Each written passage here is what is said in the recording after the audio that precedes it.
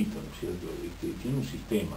El tipo que roba, el chorro que entra a la casa de uno y le afana el radio grabador o el celular o lo que fuere, va y lo coloca inmediatamente, pues le quema encima, le saca unos mangos y se lo entrega a alguien, que es la pieza clave del circuito delictivo, que es el reducidor, el viejo y querido reducidor, que existe en todos los barrios y que todo el mundo sabe quiénes son.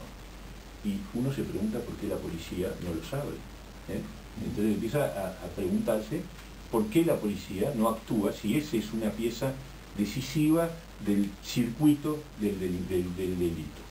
Porque si yo desmonto un reducidor, que es una especie de mayorista del delito, porque el tipo lo que hace es una función clave, le paga el chorro y coloca la mercadería en el mercado nuevamente por las vías informales, sean ferias o sean circuitos negros, lo que fuere. Pero es un tipo clave. Y todos sabemos dónde vive, en el barrio tal, quién es el fulano, es el que le compra las cosas a los chorros.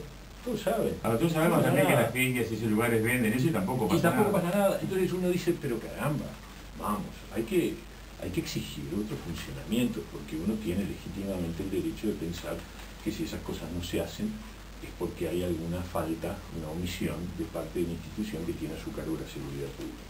Entonces, mientras estas cosas no se ajusten, va a ser muy difícil que cambie la cosa. Vamos a ver, el ministro anunció estas cosas, esta nueva estrategia, y yo tengo que darle el beneficio de la duda a esperar a ver qué pasa.